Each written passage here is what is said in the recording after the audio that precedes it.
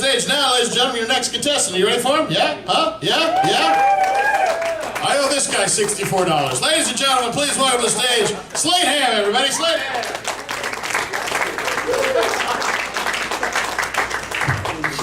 Hey guys, thank y'all for coming out, man. This is cool of you. You did it. It's hard. Gas is what, $11 a gallon still? Would have been cheaper to buy crack and run here. You know that, right? So, just buy a bag of weed and go somewhere in your head. I can't do that. I can't smoke weed. For those of you that can, I'm envious. I lose chunks of my life when I'm high, forever. Like they disappear. I don't get them back. It bothers me. Like every time I smoke, I get really sleepy, I get really hungry. I remember sitting on my couch one day, high as shit. My eyes start to close, and right before they do, I remember thinking to myself, I should get up and make some food. And then I opened my eyes, and I had already eaten. Where did that go? What happened? I don't remember any of it. It just disappeared. And it's not like I made something amazing. Not like, ooh, there was salmon and vegetables. No, I'm just standing in the kitchen with a crock pot full of Captain Crunch and cucumbers. I'm like, I'll just put some cheese on top. Put the crock pot in the microwave. Does that make sense when you're high? You're like, I will slow cook this shit fast. I don't do drugs. I don't even take medication, really. That's like, we're in this world where everybody's on something. Like there's a pill for everything you could possibly experience at all. Yeah, oh my God, I had an emotion. Where are my pills? It's not how it works. I got a friend who can't get through a day without her depression medication. That's the big one. I need my pills or I get depressed. If I don't take my pills, I get depressed. The pills keep me from being depressed. And I'm like, you have 4 illegitimate children and you work at Jack in the Box. You're supposed to be depressed. Right? Like, you know those people, you're like, that's not a chemical imbalance. That's God telling you you fucked up your life plan. Plus 4 different kids from 4 different guys. Like, you should be on a pill.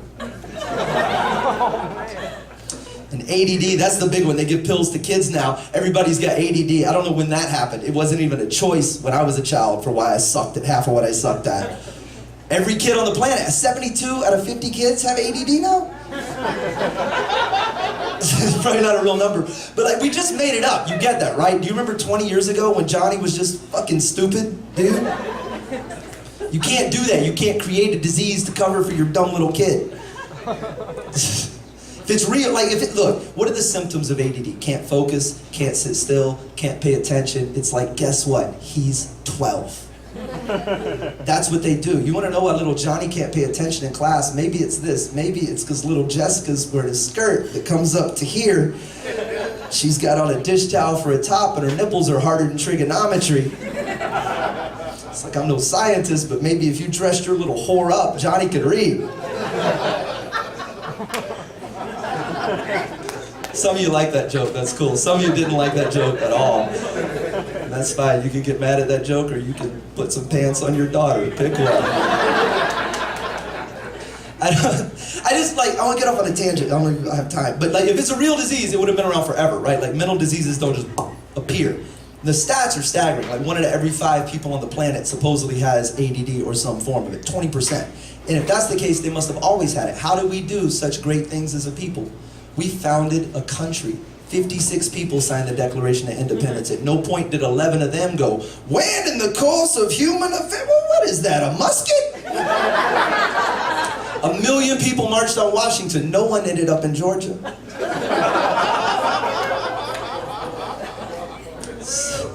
That's what I do. I love my job, man. I've been lucky. I've been overseas a lot for the military. I just did a show. I was in Iraq 2 summers ago. Don't clap. I don't have time for it.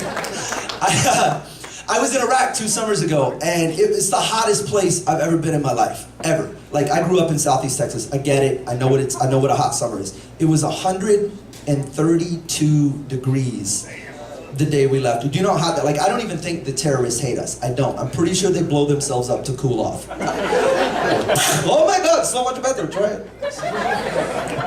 Holy shit. That's why this is easy. I can talk to drunk people on a Wednesday or Thursday, whatever today is. It's hard performing for the military sometimes because it's just 200 stone cold sober dudes sitting in front of you with automatic rifles in their laps. And it's very scary, because the first show we did, the first show I ever did in Iraq, I was outdoors. 5 minutes into the first comic on stage, I'm standing off to the side with my buddy Sam. The first comic's up for about 5 minutes when an IED explodes in the distance, just boom. And the comic on stage freezes like you should. And then Sam was to me like, what was that? And then I peed a little. What's hard, the soldiers don't even move. It's just 200 dudes with rifles in their laps. And that's what's scary, because when they laugh really hard. They're, ha ha ha ha!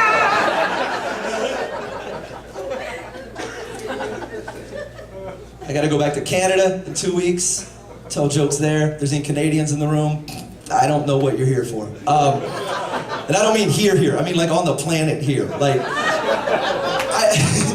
I just don't get it. I don't understand their purpose. They just sit up there and freeze to death and occasionally sneak over the border and take our jobs. They're like snow Mexicans. They just...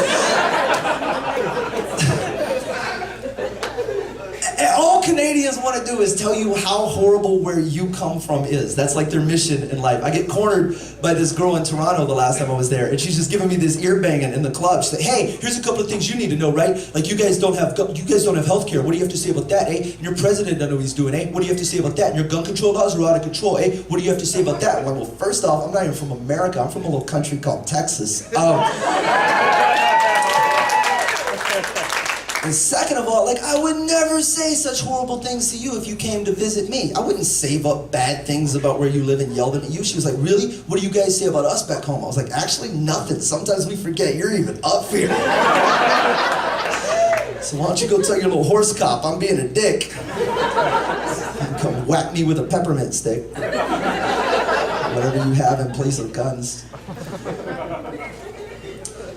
Single. I dated the craziest chick God put on the face of this planet for 7.5 years. Anybody been there by applause? Anybody dated a psycho by applause? A few of you. Anybody still dating that psycho but can't clap because you're here with them right now? Just blink. Just...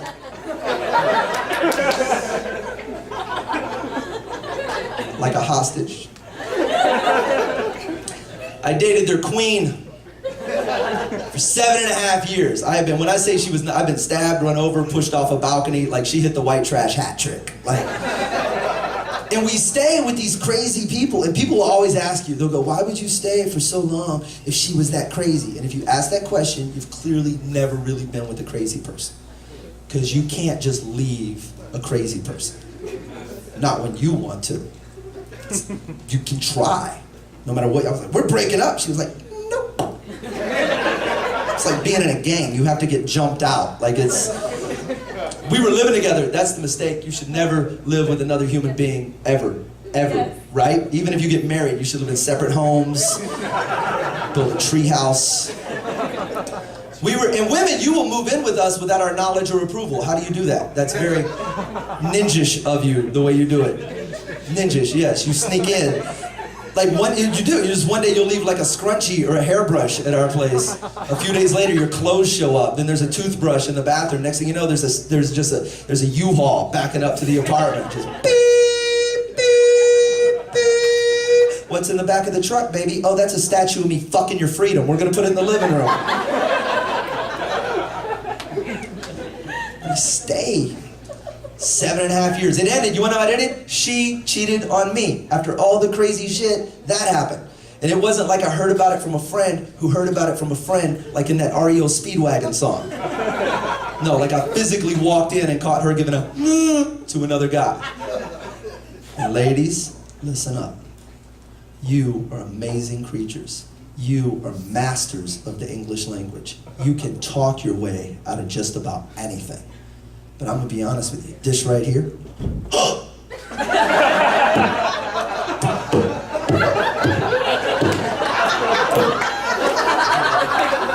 that's not one of those moments, ladies. Oh, she tried. He was helping me quit smoking. Pack your shit. Get this fucking statue. You're amazing creatures, women. You can hear shit that hasn't even happened yet. How do you do that? That evil hearing, you can't, it's amazing. It doesn't matter what you do, guys. You go out for too many beers with your buddies, you get home 3, 4, 5 o'clock in the morning, you think you're gonna sneak in on a girl that can hear like that. Doesn't matter what you do. You can take your shoes off at the door. WD-40 the hinges. Ease your key into the lock, turn the knob, swing it open, and tiptoe down the hall. And in your head, you don't make a sound. Problem is, what women hear sounds a whole lot like...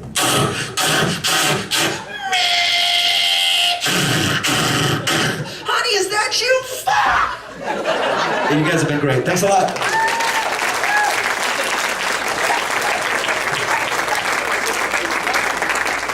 Slade Ham, ladies and gentlemen. Slade Ham.